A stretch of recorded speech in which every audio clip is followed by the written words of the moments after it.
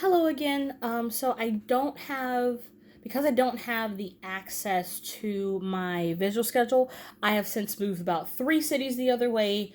In preparation for the wedding, I decided to just give an explanation of why I did the schedules the way they did.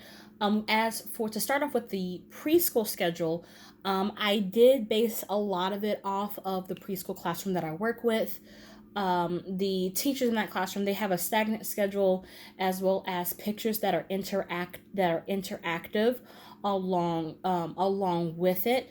But I did change how they did their schedule. Usually they'd have like a check mark next to it, or they would simply have the picture going down to point to what the kids had.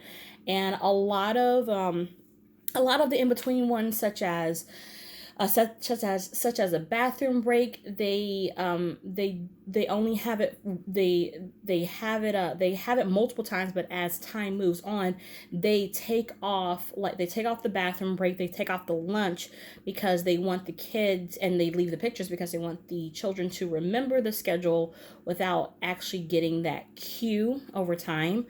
um for the preschool schedule, yes, I had it stagnant as well as interactive, because a lot of the classrooms that I've worked in have little to no space to have like proper schedules and things. And so that particular preschool classroom that I work in, they work with what they have, and so they have like a stagnant one that stays the same um, until about 3 quarters of the way in the year, where they take off some things so that the kids can, so that the kids can notice the pattern.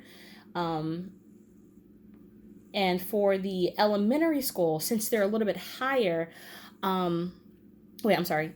Going back to the preschool, I wanted to use a rhythmic word, because one of the children I work in the preschool classroom who is autistic, he catches on a lot when we catch on a lot when we use the first, then, after, as well as using the same word in a pattern. So that's why I had nap time, bathroom time, circle time, center time.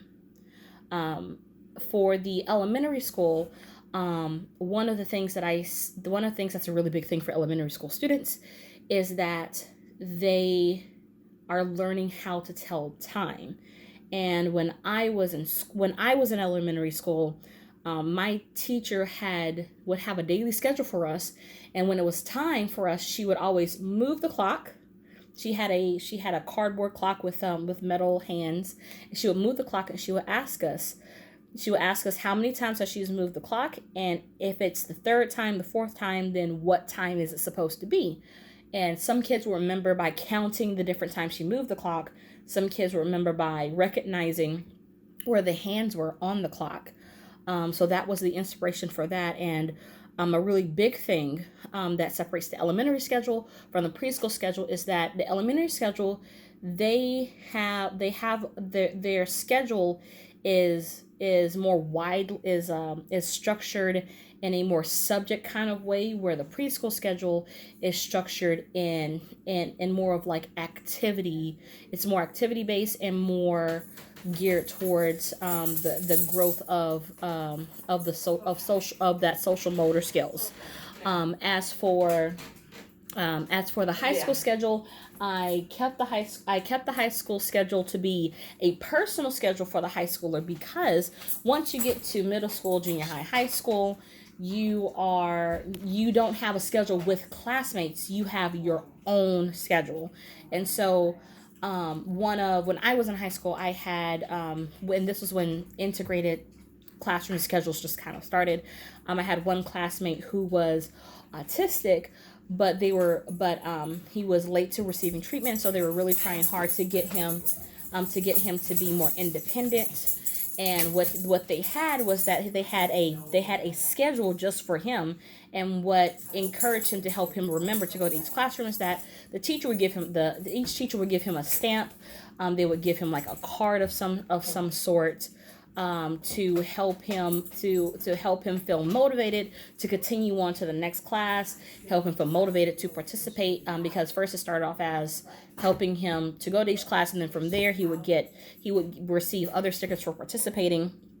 And I just felt that that was a very intricate, interesting schedule because his schedule itself did not change.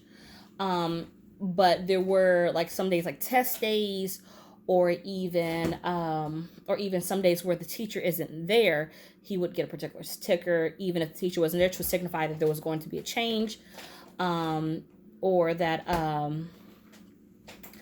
or if who he went to changed. The schedule itself was would be there was like it was kind of like interchangeable, but I didn't want to do that because it would have just become strictly an interactive schedule, which I wanted to try to keep as stagnant. So I hope I've answered that question. I'm gonna double check to your comment to make sure that I answered it all, but if not, I'll just re-answer it.